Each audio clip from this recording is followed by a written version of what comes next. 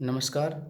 मैं Surendra Kumar, assistant professor Hindi, राजकीय महाविद्यालय कोसली, जिला रेवाड़ी। आज का हमारा विषय है रीतिकाल की प्रवृत्तियाँ, यानी कि विशेषताएं। जैसा कि हम जानते हैं, हिंदी साहित्य में संवत 1700 से लेकर संवत 1900 तक के काल को रीतिकाल के नाम से जाना जाता है। पूरे हिंदी साहित्य को 3 भागों में बांटा गया है: आदिकाल, मध्यकाल और आधुनिक काल। इन कालों को उनकी प्रवृत्तियों के आधार पर विद्वानों ने अलग अलग नाम भी दिए हैं। आचार्य रामचंद्र शुक्ल ने उत्तर मध्यकाल को रीतिकाल कहकर पुकारा। उन्होंने रीतिकाल नाम देने के कई कारण गिनाए हैं। यहाँ पर इस रीतिकाल को रीति नाम देने के पीछे भी इस रीति के अर्थ स्पष्ट होते हैं। रीति का यहाँ पर अर्थ है लक्षण ग्रंथों का निर्माण या काव्यांग निरूपण या पद्धति या शैली। मुख्य तौर पे यहाँ पर लक्षण ग्रंथों के निर्माण से है। लक्षण ग्रंथ उन्हें कहते हैं जिनमें छंद, अलंकार, रस, गुण, बिंब यानी कि जो काव्य के अंग हैं उनके लक्षण बताकर उनके उदाहरण दिए जाएं और काव्य रचना की जाए। तो इस काल में ऐसी कई विशेषताएं सामने आई, और जैसे कि श्रृंगार पर बल देना, ये आदि। तो रीतिकाल को उसकी कई विशेषताओं के आधार पर रीतिकाल नाम दिया गया है।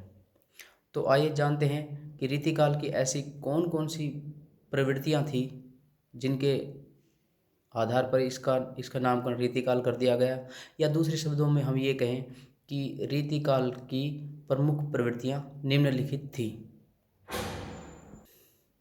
रीतिकाल की जो सबसे पहली प्रवृत्ति थी, जो सबसे पहली विशेषता थी, वो थी रीति ग्रंथों का निर्माण, यानी लक्षण ग्रंथों का निर्माण। इस काल के कवियों ने लक्षण ग्रंथों का निर्माण करना अपनी पहली प्राथमिकता माना। लक्षण ग्रंथों से हमारा तात्पर्य है कि लक्षण बताने वाले ग्रंथ, नायक भेद, नायिका भेद, रस, छंद, अलंकार, गुण, बिंब, शब्द, शक्ति आदि। तो इस काल में साहित्यकारों ने, कवियों ने अपना पांडित्य दिखाने के लिए, अपनी विद्वता दिखाने के लिए लक्षण ग्रंथों का निर्माण किया, ताकि वो दूसरों को ये बता सकें कि वो कितने विद्वान हैं। मतलब ये है कि उन्होंने एक तरह से अपना पांडित्य दिखाने के लिए लक्षण ग्रंथों का निर्माण किया। आमतौर पर जो साहित्यकार, जो कवि लक्षण ग्रंथों का निर्माण करते थे, या जिन्होंने भी लक्षण ग्रंथों का निर्माण किया, उनको हिंदी साहित्य में आचार्य के नाम से जाना गया। आचार्य देव, आचार्य चिंतामणि आदि। तो रीतिकाल की जो पहली सर्वप्रमुख विशेषता रही वो क्या थी? लक्षण ग्रंथों का निर्माण करना। इस काल की दूसरी जो प्रमुख विशेषता है वो है श्रृंगार वर्णन। वो आचार्य विश्वनाथ जैसे विद्वानों ने तो इस पूरे रीतिकाल को ही श्रृंगार काल कहकर पुकारा। उन्होंने तर्क दिया कि इस काल के अंदर श्रृंगार पर ज़्यादा जोर रहा, और वास्तव में रहा भी, क्योंकि यह काल भक्ति से परे था। यहाँ पर भक्ति परक रचनाएं न के बराबर हुई या बहुत कम हुई। इसके अलावा यहाँ पर नैतिकता, चारित्रिक दृढ़ता, इन पर कोई बल नहीं दिया गया। भाईचारा, परिवार, ऐसा इनमें कहीं पर भी जिक्र नहीं मिलता है। हाँ, श्रृंगार पर बल दिया गया है। नायक सौंदर्य, नायिका सौंदर्य, रूप, रस, रंग, प्रेम, सौंदर्य, गुण, बिंब, अलंकार, इन पर पूरा ध्यान दिया गया। जनता का मनोरंजन किया गया। तो इसको आचार्य विश्वनाथ ने श्रृंगार काल का कहकर पुकारा। कवियों ने श्रृंगार का वर्णन करते समय श्रृंगार के दोनों ही रूपों, संयोग श्रृंगार रस और वियोग श्रृंगार रस, दोनों का ही उन्होंने प्रयोग किया। इन्होंने संयोग श्रृंगार रस में ज़्यादा सफलता मिली। संयोग श्रृंगार रस को ज़्यादा पसंद किया गया। हालांकि गणानंद जैसे कवियों का जो वियोग श्रृंगार रस है वो भी उच्च कोटि का है। घनानंद को छोड़ दिया जाए तो ज़्यादातर जो वियोग श्रृंगार रस है वो उसमें अतिशयोक्ति की मात्रा ज़्यादा है। हालांकि श्रृंगार के संयोग श्रृंगार रस का चित्रण करते समय इनको सफलता ज़्यादा मिली। संयोग ये जो वियोग रस है, हालांकि जो इस काल का प्रतिनिधि कवि है बिहारी, जिन्होंने अपनी बिहारी सतसई के जरिए श्रृंगार, वियोग, संयोग, भक्ति आदि के दोहों के द्वारा जनता का खूब मनोरंजन किया, आश्रयदाताओं का खूब मनोरंजन किया। उसमें वो एक नायिका है जो प्रेमी के विरह में प्रेमी के विरह में इतनी कमज़ोर हो गई है कि वो सांस के लेने से भी आगे पीछे हिलती है। देखिए वो क्या कहते हैं। इति आवती चली जात उत, चली 6-7 तक हाथ, चढ़ी हिंडोरे सी रहे, चले उषासनु साथ। मतलब नायिका इतनी दुबली पतली हो गई है कि जब सांस लेती है तो पीछे की तरफ चली जाती है और जब सांस छोड़ती है तो आगे की तरफ हो जाती है। विरह में इतनी पागल है। तो इनका जो विरह है वो थोड़ा अतिशयोक्तिपूर्ण हो गया है। तो अभी मैंने आपको 2 पॉइंट बताए कि जो पहली विशेषता थी, बहुत महत्वपूर्ण विशेषता थी, वो थी लक्षण ग्रंथों का निर्माण या काव्यांग निरूपण। और लक्षण ग्रंथों का निर्माण करने वाले कवि आचार्य कहलाए। दूसरी विशेषता जो बताई मैंने वो थी श्रृंगार वर्णन। आचार्य विश्वनाथ प्रसाद ने इसको श्रृंगार काल कहा। श्रृंगार पर जोर रहा। वियोग और श्रृंगार रस दोनों का ही चित्रण हुआ। संयोग श्रृंगार रस में ज़्यादा सफलता मिली। वियोग श्रृंगार रस अतिशयोक्तिपूर्ण हो गया। भाव, अनुभाव, विभाव आदि इनके बारे में इन्होंने खुलकर लिखा। आलम्बन रूप में भी चित्रण की भाव, विभाव, अनुभाव ये जो होते हैं इनमें ये कई प्रकार के जो रस के जो अंग होते हैं उनका चित्रण किया है। अब हमारे पास एक इनकी तीसरी विशेषता आती है भक्ति एवं नीति का वर्णन। हम इनको अलग अलग भी कह सकते हैं, भक्ति का वर्णन, नीति का वर्णन। आमतौर पे जो कोई भी संत कवि हुआ या रीतिकाल का कवि हुआ, इन्होंने अपनी रचनाओं की शुरुआत में रचनाओं की जो शुरुआत है वो मंगलाचरण से की है। मंगलाचरण का मतलब होता है ईश्वर की स्तुति में कुछ कहना। यानी जैसे हम कोई भी नया काम शुरू करते हैं तो भगवान का नाम लेकर शुरू करते हैं, तो ये भी कवि अपनी रचना शुरू करते समय भगवान का स्मरण करते हैं। महाकवि बिहारी ने भी बिहारी सतसई की जो शुरुआत है वो मंगलाचरण के दोहे से की है। मेरी भव बाधा हरो, राधा नागरी सोए, जा तन की झाई परे, श्याम हरित द्युति होए। मतलब वो कह रहे हैं कि हे राधा रानी, आप मेरी सांसारिक भव बाधाओं पीड़ाओं को दूर कर दो। राधा को स्मरण करने का उनका उद्देश्य यही है कि राधा और कृष्ण एक ही हैं। जब राधा का नाम लेंगे तो कृष्ण अपने आप ही, कृष्ण की कृपा उनको प्राप्त हो जाएगी। इसी तरह से उन्होंने नीति पर भी बल दिया। जो नीति है, जो आम लोगों को सीख देती है, शिक्षा देती है, यानी उनका वर्णन भी इन्होंने किया है अपने काव्य में। जैसे वो कहते हैं, नर की अरु नल नीर की, गति एक करी जोई, जे तो नीचो हुए चले, ते तो ऊंचो होए। यानी नल की, नर की और नलके के पानी की यानी कि हैंडपंप की, इनकी जो गति होती है वो एक जैसी होती है। आदमी जितना नीचा होकर चलेगा उतना ऊंचा उठेगा जनता की नज़रों में, और नलके का पानी, हैंडपंप का पानी जितना नीचा खोद देंगे उतना जल्दी पानी ऊपर उठेगा। कितनी गहरी बात कही है। इसलिए हमें मतलब झुककर ही रहना चाहिए। हमें कभी भी घमंड से अपना सिर ऊंचा करके दूसरों को तुच्छ नहीं समझना चाहिए, हीन नहीं समझना चाहिए। ईश्वर के बनाई सृष्टि में सब बराबर हैं, सबको अपनी बात कहने का अधिकार है, और सभी के विचार अलग अलग हो सकते हैं। तो हम मतलब अपने आप को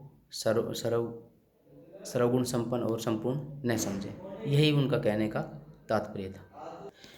अगला वर्णन आता है हमारा अलंकार वर्णन।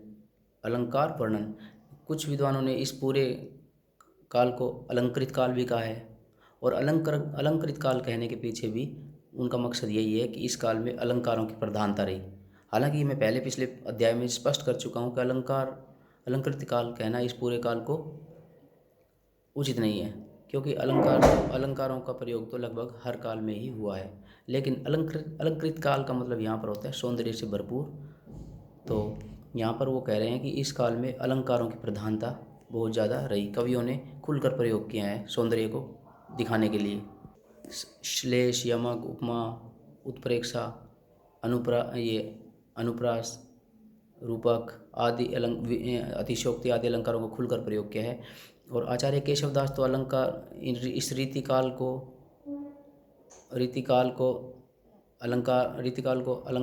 अलंकार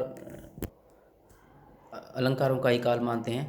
वो तो एक जगह रीतिकाल के बारे में कहते हैं, यद्यपि सुजाति सुलक्षणी सुवर्ण सरस सुवृत भूषण बिनु ने विराजई कविता वनिता मित, कि जैसे नारी अलंकारों के बिना शोभा नहीं देती, उसी तरह से कविता भी अलंकारों के बिना शोभा नहीं देती।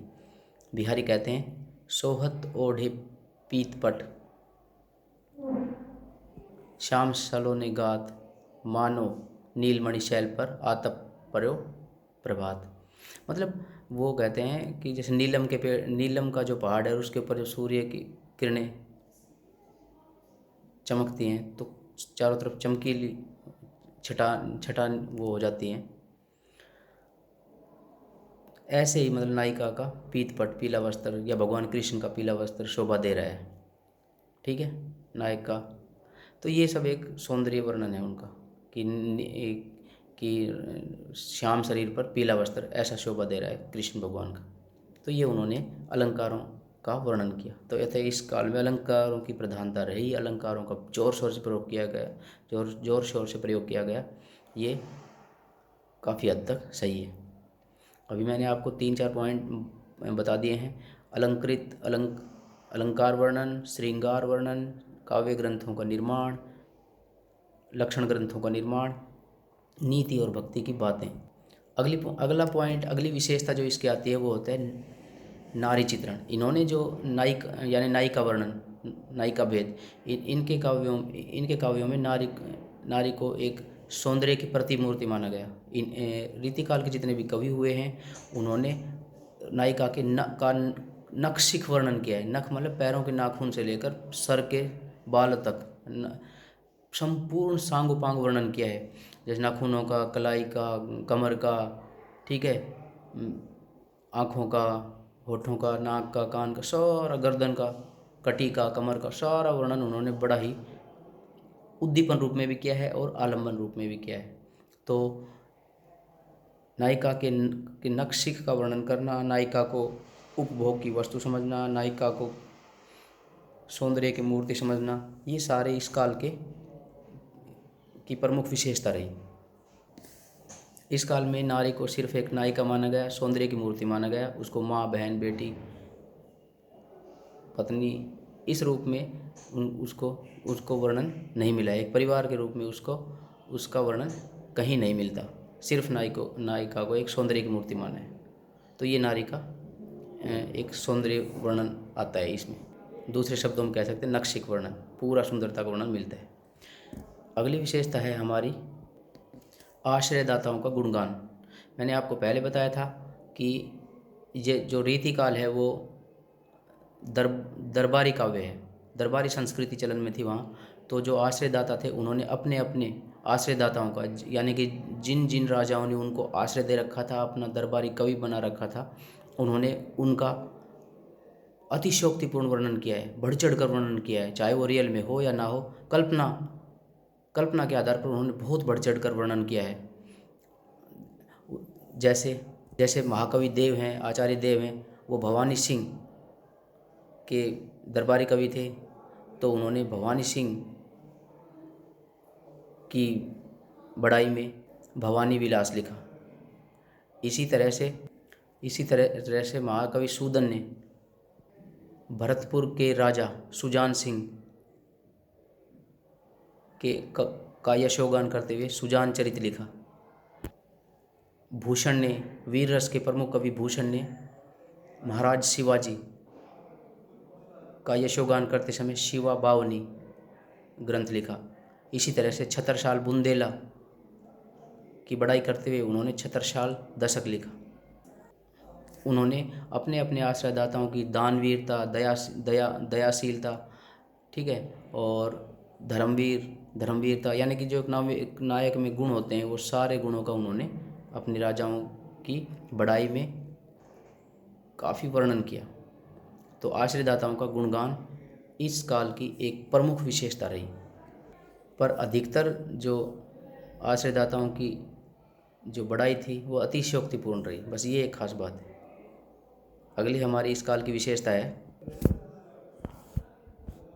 प्रकृति चित्रण। इस काल में क्योंकि प्रकृति का भी माधुर्य गुण से गहरा संबंध है, तो उन्होंने प्रकृति चित्रण पर काफ़ी जोर दिया।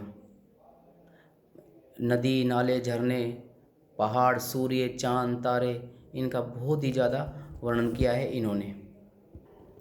इन्होंने प्रकृति का आलम्बन रूप में और उद्दीपन रूप में चित्रण किया है। आलम्बन का मतलब तो होता है कि जो सभी को पसंद आने वाली प्रकृति, लेकिन उद्दीपन होता है मनुष्य की भावनाओं को भड़काने वाली प्रकृति, ठीक है। जैसे सोई हुई भावनाएं जग जाएं, या दिल एकदम मस्त हो जाए। मतलब कहने का ये है कि जो भड़काने वाली भावनाएं हैं मनुष्य की, सुप्त भावनाएं, उनको उजागर कर दे, जगा दे, इस तरह का वर्णन इनके काव्य में मिलता है। यानी प्रकृति का उन्होंने उद्दीपन रूप से वर्णन ज़्यादा किया है।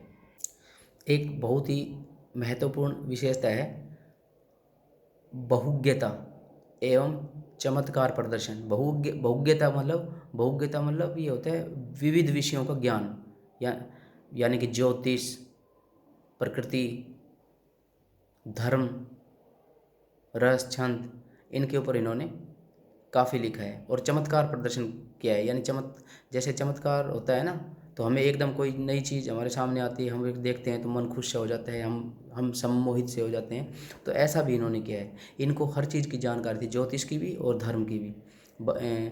बिहारी कवि एक जगह लिखते हैं, शनि कज्जल चक झक लगन उपजो सुदिन सन है, क्यों न नृपति हवे भोगवे लही सुदेश शब्दे है। शनि कज्जल चक झक लगन, वो कहते हैं कि नायिका ने मीन रूपी आंखों में शनि रूपी काजल लगा रखा है।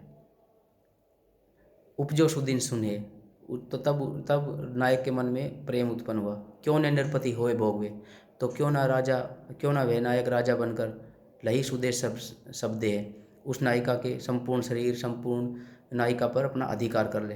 तो इसका कहने का तात्पर्य ये था कि अगर ज्योतिष की दृष्टि से देखें हम, तो मीन लगन में यदि शनि ग्रह आ जाता है, मीन लगन में शनि ग्रह आ जाए, तो कहते हैं कि जिस जातक की कुंडली में, यानी कुंडली मीन लगन की हो और उसमें शनि ग्रह भी बैठा हो, तो वो बच्चा बड़ा होकर राजा बनता है।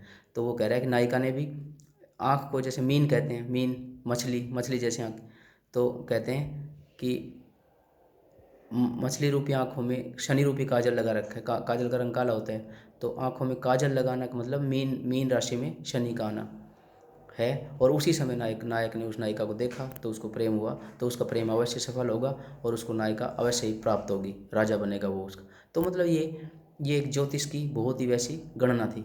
तो कहने का मतलब ये है कि इन्होंने चमत्कार प्रदर्शन और बहुज्ञता का भी प्रदर्शन किया है। भाषा, अगला विशेषता है भाषा शैली। क्योंकि उस समय खड़ी बोली चलन में नहीं थी ज़्यादा, तो ब्रज भाषा का इन्होंने खुलकर चित्रण किया है, वर्णन किया है। और ब्रज भाषा में मिठास था। ब्रज भाषा के अलावा संस्कृत, फारसी, अरबी, बुंदेली, अवधी, इनका वर्णन भी इन्होंने खूब किया है। इनके काव्य में ध्वन्यात्मकता, लाक्षणिकता, स्वर मैत्री, कोमल पदावली, सरल भाषा, प्रतीक भाषा, रहस्यवाद आदि, इनका भी इन्होंने काफ़ी प्रयोग किया है। मुहावरों का प्रयोग भी किया है। तो रीतिकाल की जो भाषा शैली थी वो हर दृष्टि से परिपक्व थी। यानी कि उसमें ये नहीं है कि वो एक ही भाषा का प्रयोग हुआ हो, उसमें लगभग सभी उस समय जो चलन में थी भाषाएं, उनका प्रयोग हुआ है और सबकी समझ में भी आया वो। और इस काल की जो अंतिम विशेषता है वो ये है काव्य रूप। वैसे तो बहुत सी विशेषताएं होती, 10, 12, 15, हम अगर ज़्यादा डिटेल में जाते हैं तो छोटे छोटे पॉइंटों को लेकर इनकी विशेषताओं का वर्णन कर सकते हैं, लेकिन हमारे सिलेबस में इतना ज़्यादा नहीं है। तो हम इनकी मुख्य मुख्य विशेषताओं का वर्णन कर रहे हैं। तो इनकी एक विशेषता बचती थी काव्य रूप। तो रीतिकाल में जो काव्य रचा गया वो महाकाव्य के रूप में भी था। देखिए, काव्य के कई रूप होते हैं। महाकाव्य एक होता है प्रबंध काव्य, एक होता है मुक्त काव्य। प्रबंध काव्य में हम काव्य में काव्य के नियमों में बंधे होते हैं। प्रबंध काव्य दो प्रकार का होता है, एक होता है महाकाव्य, एक होता है खंड काव्य। तो खंड काव्य महाकाव्य का एक खंड होता है, और महाकाव्य में लगभग 7 सर्ग, 7 कांड, 7 अध्याय कम से कम होने चाहिए, 7 या 8। और उसमें नायक होना चाहिए, उच्च वंश से संबंध रखने वाला होना चाहिए। तो इस तरह से महाकाव्य लिखने के कुछ नियम होते हैं, और महाकाव्य के किसी एक खंड का वर्णन किया जाए उसको खंड काव्य बोलते हैं। तो यहाँ पर खंड काव्य लिखे गए, प्रबंध काव्य लिखे गए, यानी कि महाकाव्य लिखे गए। और लेकिन घनानंद, आलम, बोधा ठाकुर जैसे कवियों ने रीति मुक्त काव्य भी लिखे। इनको मुक्त काव्य कहा गया। तो आशा करते हैं आपको ये रीतिकाल की सारी विशेषताएं समझ में आ गई होंगी। आप इसको ध्यान से 1-2 बार सुने और लिखने का अभ्यास करें। आपको ये अच्छी तरह से याद हो जाएगी। और अपनी अच्छे प्रकाशकों की अच्छी पुस्तकों का भी सहारा लें, नोट्स बनाएं, और अपने जो भविष्य है उसको संवारें। धन्यवाद।